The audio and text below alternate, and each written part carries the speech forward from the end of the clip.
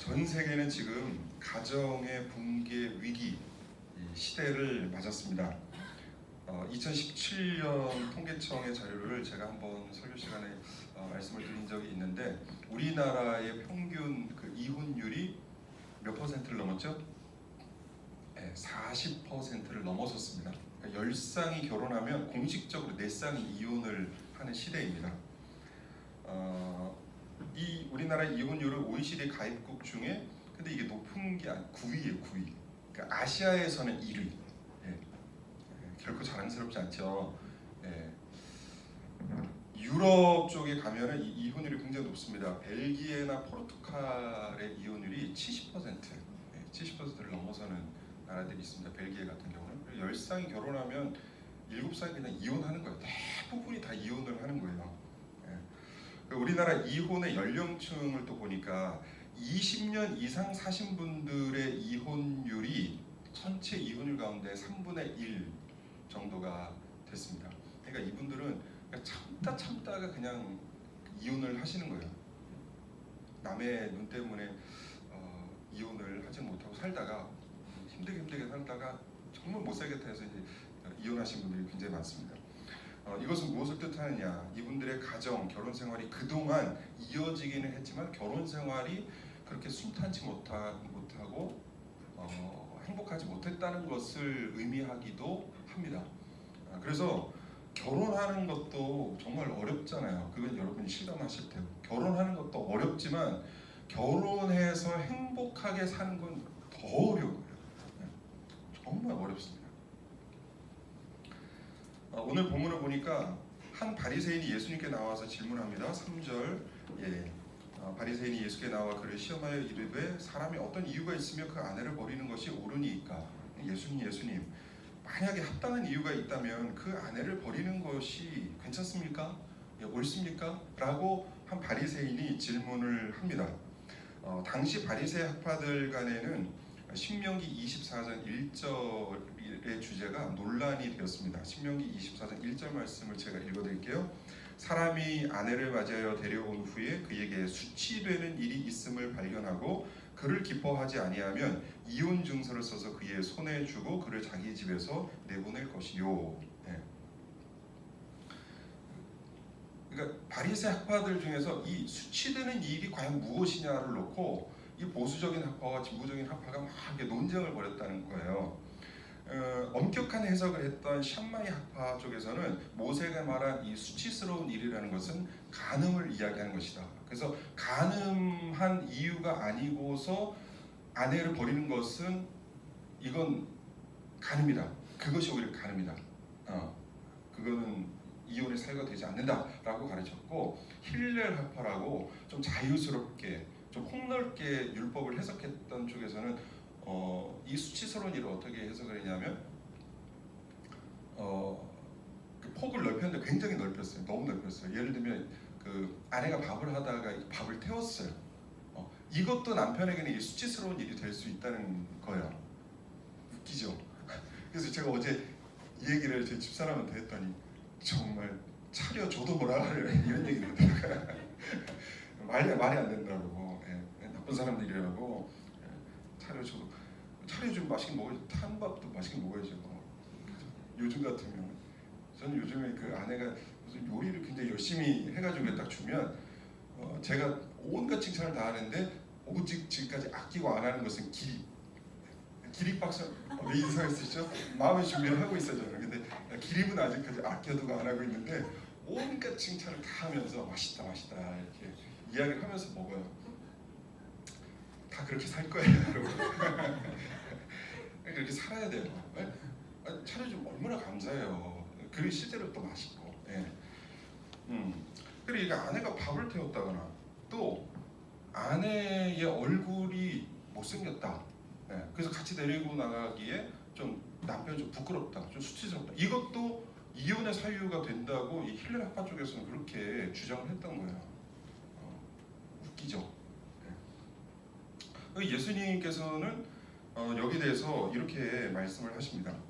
4절에서 6절까지 우리 다 같이 한번 읽어보겠습니다. 4절에서 6절. 예수께서 대답하여 이르시되 시작.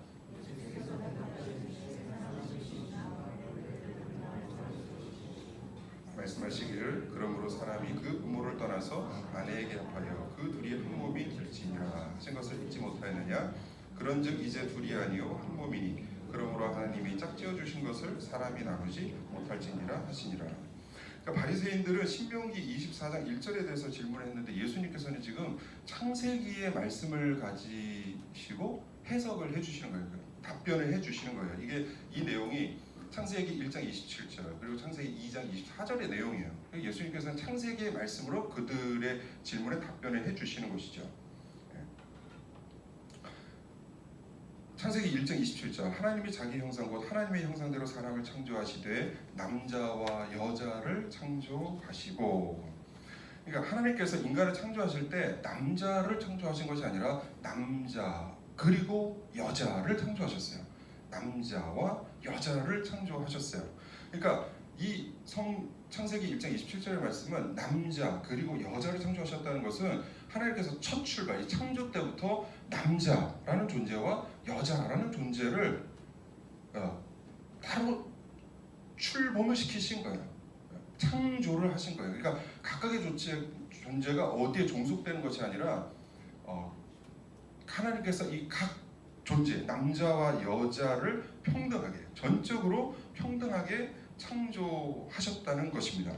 남자와 여자는 똑같이 하나님의 형상대로 지어졌고 남자와 여자는 똑같이 축복을 받았으며 똑같이 세상을 다스릴 통치권을 위임받았습니다. 남자와 여자는 축복을 함께 받으면서 함께 명령을 받아요. 어떤 명령을 받느냐면 1장 27절 창세기 1장 27절 하나님이 그들에게 복을 주시며 하나님이 그들에게 이르시되 생육하고 번성하여 땅에 충만하라. 이것이 남자와 여자에게 주신 하나님의 명령이에요. 땅에 생육하고 번성하여 충만하라. 근데 이 명령은 남자든지 여자든지 어디 혼자 할 수가 있는 명령이에요? 남자가 남자를 더불어서 이 명령을 수행할 수 있어요? 여자가 여자를 더불어서 수행할 수 있어요? 안 돼요. 남자와 여자가 함께 더불어 있을 때 번성할 수 있는 거예요. 그래서 남자든 여자든 혼자서는 절대로 생명을 잉태할 수가 없죠. 그래서 이 명령은 남성 여성 모두 상대방의 도움 없이는 이 명령을 수행할 수 없는 불완전한 존재, 불완전하다는 점을 하나님께서 선명하게 드러내시는 것입니다. 그래서 남자와 여자는 서로 사랑하고 서로 존중하고 서로 조력하는 아름다운 하나됨, 아름다운 하나. 이것이 태초에 하나님께서 천지를 창조하시면서 인간을 창조하실 때의 관계입니다. 근데 죄가 들어오면서 창세기 3장에서 죄가 들어오면서 이 아름다웠던 남녀 간의 관계가 깨지기 시작하죠. 책임 전가, 손가락질, 비난이 난무를 합니다. 예수님은 이렇게 신명기의 질문을 창세기로 답변하시는데 이것은 우리가 추구하고 우리가 복원해야 할 남녀의 관계, 궁극적 남녀의 관계는 신명기 때의 남녀의 관계가 아니라 창조 때의 남녀의 관계, 이때로 남녀의 관계가 회복돼야 된다라는 의미로 예수님께서는 창세기 말씀을 사용하셔서 인용하셔서 답변을 해주고 계시는 것입니다. 예수님은 이렇게 창조 때의 남녀 관계를 말씀하시면서 그 관계를 말씀하시면서 그 당시에 엄격한 율법 해석을 했던 샴마이 학파의 가르침보다 더 엄격한 답변을 해 주셨습니다. 이혼 성립 여부 자체를 인정하지 않으셨습니다. 너희가 지금 아내를 버리려 하는 것은 너희 마음 가운데 완악함 때문이지 아내를 함부로 버리거나 이 부부의 관계가 함부로 깨질 수 있는 관계가 아니라고 하나님께서는 말씀을 하십니다. 예수님께서는 말씀하시죠. 음행한 이유 외에 아내를 버리고 다른 데 장가드는 자는 간음자임을 마태복음 5장에 말씀하신 데 이어서 다시금 재천명을 하시는 것입니다. 그래서 예수님은 이렇게 여성들도 남성과 동일하게 하나님의 형상과 창조의 명령을 지닌 존재임을 강조하심으로 여성, 남녀의 그 평등권을 강조하셨고, 또 복음서들을 보면은 시종일관 예수님이 여성들과 만나는 장면을 굉장히 그 긍정적으로 묘사를 함을 우리는 알 수 있습니다. 그리고 예수님이 십자가에 달리셨을 때도 남자들은 거의 모두 달아났지만 여성들은 묵묵히 그 자리를 지켰다는 것을 우리는 알 수 있고, 부활하신 그리스도를 처음 만난 것도 여성이었습니다. 그리고 사도행전 오순절 성령께서 오셨을 때 남자와 여자를 차별하지 않고 평등하게 오셨기 때문에 그 모습을 본 초대교회의 사람들은 그래서 급진적인 여성관을 가질 수밖에 없었어요.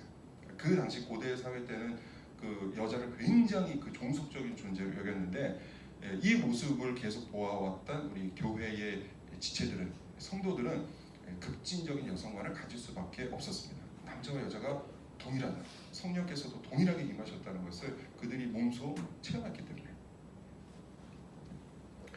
근데 이런 얘기를 하면은 남성 위주의 사회, 남성 우월의 사회에 사는 남자들에게는 이게 불편한 얘기예요. 사실 가만히 있으면 얼마나 편해요. 밥 되었어? 한마디만 하면 한마디만 하면 이게 다 끝나잖아요. 이게 남성 위주의 사회에서는 이게 불편할 수 있어요. 그러나 기독교는 어디를 가나 인간의 존엄 면에서 언제나 평등을 가르치셨어요. 예수님께서 먼저 자신의 첫 사역지로 이방의 갈릴리를 선택하심도 이방에 대한 관심, 그래서 궁극적으로 유대인과 이방인의 차별을 허무시기 위함이었고, 공생의 기간 내내 병든 자, 가난한 자, 소외된 자를 찾으셔서 그들을 보듬으신 것도 모든 인간들의 그 차별적 잣대를 거부하신 거예요. 인간들은 그것으로 사람들을 막 소외시키지만 예수님은 그 차별적인 그 잣대를 거부하셨어요. 인간적인 잣대가 하나님 나라에서는 치졸한 편견일 뿐이라고 예수님께서는 몸소 가르쳐 주신 것이죠. 그래서 예수 그리스도의 삶과 가르침, 그 복음이 들어가는 곳마다 항상 개혁의 운동이 일어났어요. 어떠한 불평등과 차별을 용납하지를 않았습니다. 그래서 어떤 곳으로 가면, 미국 같은 데 가면 이 정신이 노예제 폐지로 이어졌고, 또 뭐 유럽이나 또 여러 이 나라 세계로 가서 결국은 신분제 폐지로 이어졌고, 또 요즘에는 궁극적으로 뭐 최근에는 남녀 차별 금지법, 장애인 차별 금지법으로 이제 나타나고 있는 거예요. 이 모든 차별을 넘어서 인간은 평등하다는 사상을 누가 주신 것이죠? 창세기 말씀. 모든 사람 안에는 하나님의 형상이 담겨 있다는 이 창세기의 말씀, 이 하나님의 말씀 때문에 우리가 각각의 사람들을 다 볼 때 하나님의 형상, 하나님의 형상으로 바라보면서 우리는 모두 평등하다는 이 사상을 갖게 된 거예요. 그런데 어떤 이들은 요즘 그 기독교의 이 평등 정신보다 더 나아가서 그 성평등을 요구하죠. 그러니까 우리도 존중해줘라고 이야기를 하는데, 그것은 절대 받아들일 수 없는 것이죠. 동성애를 인정한다거나 동성혼을 인정한다거나 그건 인정할 수가 없어요. 기독교에서 인정할 수가 없어요. 왜냐하면 그것은 태초에 인간을 창조하신 하나님의 계획에는 없는 인간의 정욕적인 요구에 의해서 나타난 정욕적인 욕구에 의해서 나타난 요구이기 때문입니다. 그래서 인간의 성은 하나님의 말씀대로 남성과 여성이 있을 뿐이에요. 제3의 성은 인정할 수가 없는 것이죠.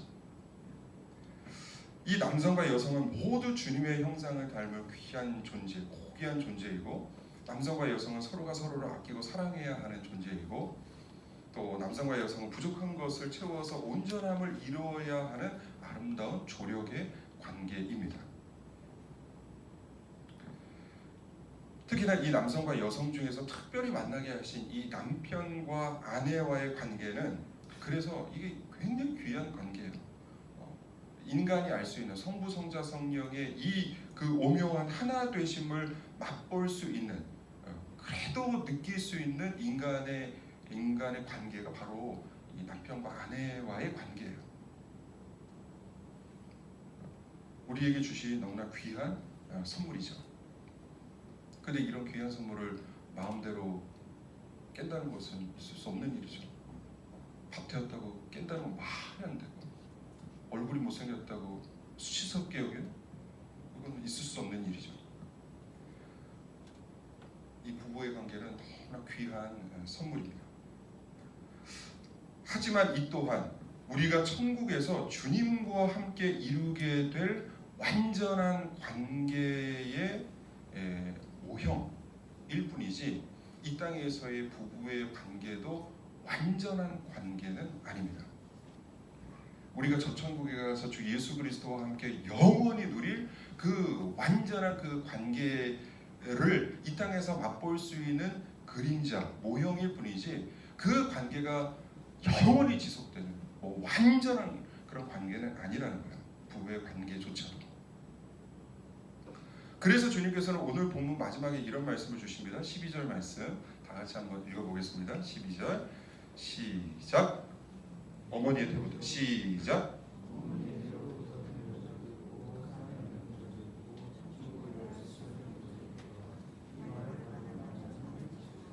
네, 이 천국을 위하여 스스로 된 고자라고 함은 실제로 우리가 누리게 될 하나님 나라를 위하여 이 땅에서 먼저 맛볼 수 있는 그 모형, 방금 전에 말씀드린 그 모형, 그림자를 포기한 사람을 의미합니다. 지금부터 제가 중요한 말씀을 드릴 거예요. 잘 들으셔야 돼요.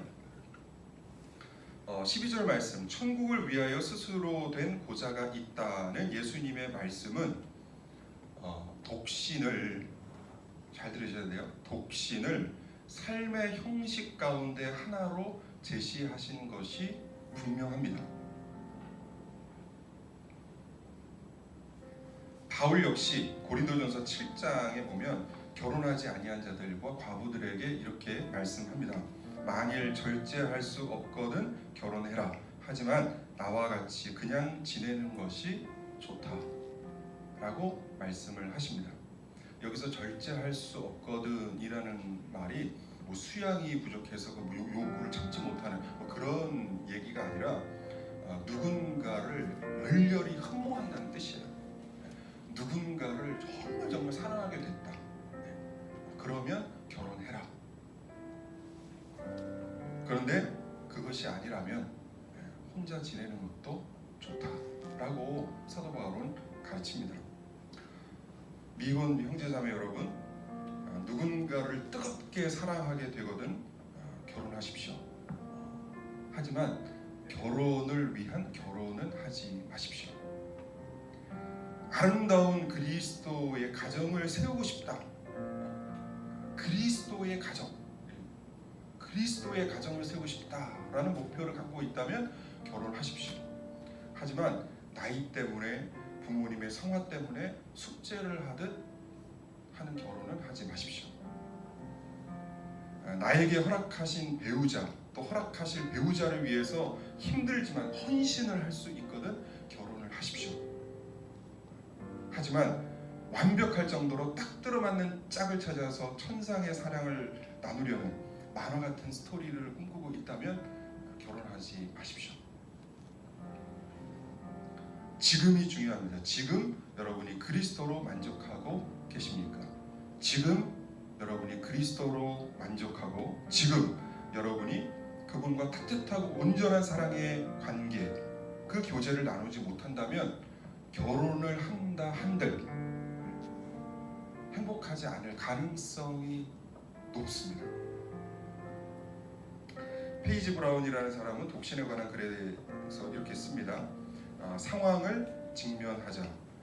독신은 본질적으로 어디가 모자라는 상태가 아니다. 그러나 결혼은 꼭 하고 싶다고 날마다 기도하라. 누군가를 만나서 1년, 2년 안에 식을 올리게 될 수도 있다. 하나님은 늘 나를 가장 좋은 길로 인도하시기 때문이다. 그러나 다시는 데이트를 못할지도 모른다. 그것 또한 하나님은 늘 좋은 길로 나를 이끄시기 때문이다. 이것이 균형 잡힌 결혼에 대한 그리스도인의 마음 자세입니다. 그럼에도 불구하고 저는 교육자로서 여러분을 위해서, 그리고 6팀, 사랑하는 우리 6팀 지체들을 위해서 날마다 기도합니다. 꾸준히 기도합니다. 하나님, 이들에게 결혼의 문을 열어주시옵소서. 그래서 작년에 제가 6팀, 그때는 7팀이었죠. 7팀 처음 맡고 제가 하나님께 기도한 게 있어요. 하나님, 제가 그래도 이 7팀을 맡았는데 하나님, 저와 만난 이 사람들에게 결혼의 문이 열리는 축복이 임하게 하여 주시옵소서. 큰 욕심은 안 내고 제가 한 달에 한 번씩은 결혼식장 가게 해주세요 라고 기도를 했어요. 평균 한 달에 한 번 갔으면 좋겠습니다 라고 기도를 했어요. 그래서 제가 연말이 이제 거의 끝날 때 1월부터 12월까지 제가 몇 번을 갔는지 달려 체크하면서 이렇게 봤어요. 우리 팀에서만 11번 결혼 식장에 갔고, 한 번은 우리 양고반 갔고, 그래서 12번 제가 가르치는 사람 결혼식장에 가서 축하를 해줬습니다. 얼마나 기쁜지 모르겠습니다. 저도 올해도 또 이렇게 또 기도를 하죠. 지금 3월인데 1월부터 3월까지 3번 결혼식장에 갔고, 내일 또 가야 돼요. 4번, 4번째 결혼식장 가야 됩니다. 얼마나 감사합니까? 새벽 기도할 때 제가 저 뒤에서 팔을 벌려서 여러분을 향해서 기도합니다. 하나님, 이들이 받아야 할 축복이 내려올 수 있도록 주님 인도하여 주시옵소서. 결혼의 문도 열려지게 하여 주시옵소서. 기도를 합니다. 그래서 제가 이렇게 양팔을 이렇게 딱 벌려서 기도를 하니까 지금 제 양쪽에 있던 우리 목회자, 우리 목사님들, 교육자들이 난리 났잖아요. 다 결혼을 하잖아요 지금.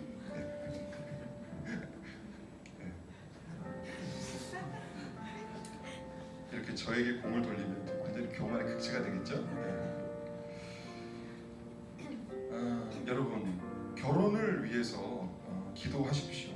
하지만 결혼이 여러분에게 우상이 되지 않도록 주의하십시오. 팀 켈러 목사님이 쓴 결혼을 말하다라는 책에서 팀 켈러 목사님이 이렇게 이야기합니다. 자신의 교회 성도들에게 이렇게 설교를 했다고 합니다. 결혼과 가정이 마음에서 차지하는 지위를 격화시키라. 결혼과 가정이 마음에서 차지하는 지위를 격화시키라. 하나님을 앞세우고 독신 생활의 유익을 만끽하라. 사람들이 밀어내거나, 주위 사람들이 밀어내거나 절박한 심정에 물려서 결혼을 해서 최악의 선택을 하는 경우를 많이 보았다며 굉장히 염려하는 그런 글을 보았습니다. 여러분, 바울은 결혼하든지 혼자 살든지 둘 다 나쁘지 않은 조건이라고 말합니다. 결혼했다 해서 지나치게 들뜰 것도 없고, 그렇지 않다고 해서 지나치게 실망할 것도 없습니다. 그리스도만이 참다운 만족을 주실 수 있는 유일한 배우자이시며, 그리스도만이 진정으로 포용하고 필요를 채워주실 수 있는 유일한 배우자이심을 항상 기억하는 저와 여러분이 되시기를 주 예수 그리스도의 이름으로 간절히 축복하고 기도합니다. 기도하겠습니다.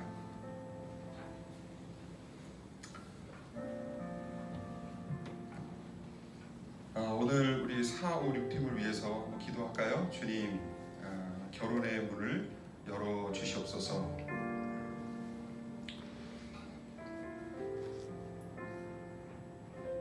그리고 또 이렇게 기도했으면 좋겠습니다. 주님, 남자와 여자를 하나님의 형상대로 모두 귀하게 창조하신 것을 기억합니다. 내가 누군가의 앞에서 우월하다는 비성경적 태도를 버리게 하여 주시옵소서. 성적인 차별, 인종 차별, 민족 간의 차별, 경제적 차별 등 사람은 각각의 잣대로 나누기를 좋아하지만 이 시대 속에서 우리는 오직 그들 안에 계신 하나님의 형상을 바라보는 눈이 열리게 하여 주시옵소서. 상대를 존중하고 상대를 사랑하고 상대를 귀히 여기게 하여 주시옵소서. 다 같이 기도하겠습니다.